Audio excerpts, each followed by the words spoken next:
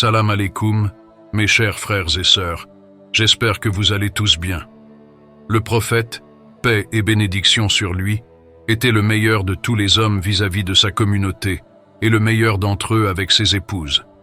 C'est lui qui a dit « Le meilleur d'entre vous est celui qui se comporte le mieux avec ses épouses, et je suis celui qui se comporte le mieux avec mes épouses. » Cette supériorité morale dans ses relations avec ses épouses, qu'Allah soit satisfait d'elle, se manifesta sous la forme de la plus parfaite conduite qui soit en matière de bonnes manières, de gratification, de respect, de bon traitement, d'affection, de caresse, de plaisanterie, d'équité, de miséricorde et de fidélité, entre autres vertus indispensables pour mener une bonne vie conjugale.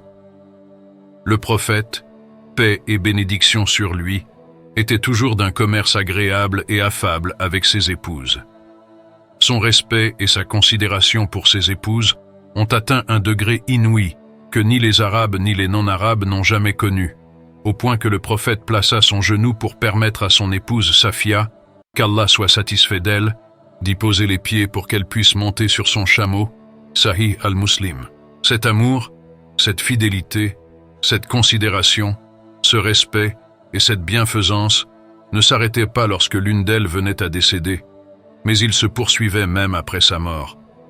Lorsqu'il égorgeait un mouton, il le découpait et envoyait une part aux amis de Khadija, qu'Allah soit satisfait d'elle.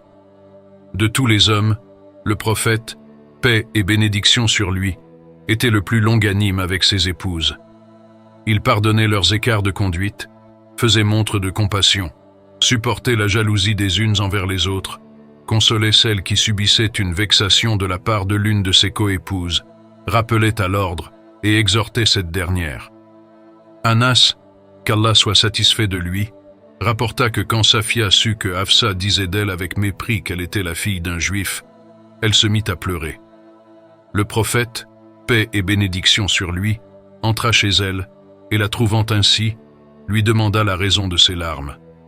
Elle lui répondit « Hafsa a dit de moi que j'étais la fille d'un juif. » Le prophète, paix et bénédiction sur lui, lui dit alors « Tu es la descendance d'un prophète, ton oncle paternel est un prophète, et tu es l'épouse d'un prophète.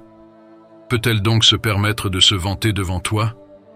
Puis il dit à Hafsa « Crains Allah, ô Hafsa. » Le prophète, paix et bénédiction sur lui, avait pour habitude d'entrer chez ses épouses avec un sourire qui illuminait son visage, remplissait leur cœur et leur maison de chaleur humaine et de bonheur. L'une des facettes de la parfaite éthique du prophète Mohammed avec sa famille et ses épouses se manifestait à travers le fait qu'il était bienfaisant, affectueux et affable à leur égard. Il plaisantait avec elles, leur disait des mots tendres. Il donnait à Aïcha des surnoms affectueux tels que Aïch. Il l'honorait en l'appelant avec le nom de son père en guise d'amabilité, de familiarité, d'affection à son égard, de respect et de considération pour sa famille. Le prophète, paix et bénédiction sur lui, aidait ses épouses dans toutes leurs affaires et était à leur service. Aïcha faisait le roussel avec lui et ils utilisaient le même récipient et il lui disait « Laisse-moi un peu d'eau » Bukhari et Muslim. Aïcha, qu'Allah soit satisfait d'elle, évoqua cette vertu imminente du prophète Mohammed, paix et bénédiction sur lui. Quand le prophète entrait, elle se cachait par timidité, alors il était ramené vers elle pour qu'elle continue à jouer avec lui. Bukhari et Muslim.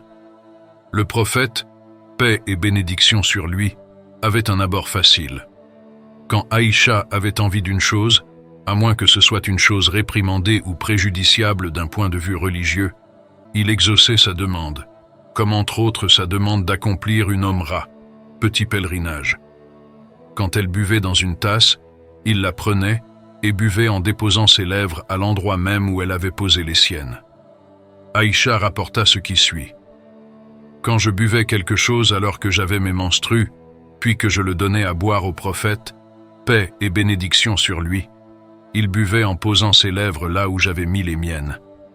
Et quand je mangeais un os entouré de viande alors que j'avais mes menstrues, puis que je le donnais à manger au prophète, paix et bénédiction sur lui, il le mangeait en posant ses lèvres là où j'avais mis les miennes.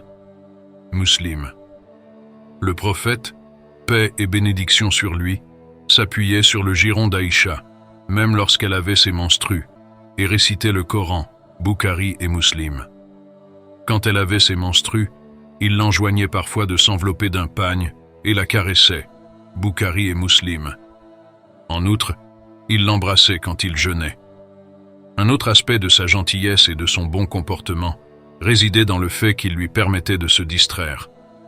Lorsqu'Aïcha fut interrogée au sujet des activités du prophète, paix et bénédiction sur lui, chez lui, elle répondit « Il aidait ses épouses dans les tâches ménagères, et quand venait l'heure de la prière, il faisait ses ablutions et sortait pour l'accomplir. » Aïcha dit « Le prophète, paix et bénédiction sur lui, recousait son camis, réparait ses chaussures et faisait à la maison ce que les hommes ordinaires font chez eux. » Elle rapporta également ce qui suit. « Je sortis avec le prophète, paix et bénédiction sur lui, dans l'une des expéditions alors que je n'étais qu'une fille qui n'avait pas encore un bon point. Il dit aux gens, « Avancez-vous. » Ils avancèrent, puis il dit, « Viens faire la course avec moi. » Je fis la course avec lui et l'emportai. Puis il attendit jusqu'à ce que j'aie un peu grossi.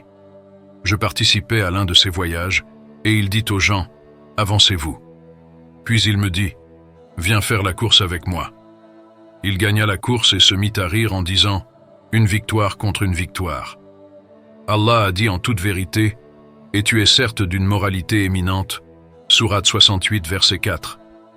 Vous avez vu, mes très chers frères et sœurs, comment se comportait le prophète envers ses épouses. C'est incroyable, non? Et voilà, mes très chers frères et sœurs, nous sommes arrivés à la fin de cette vidéo. N'oubliez pas de liker et de partager la vidéo avec vos proches.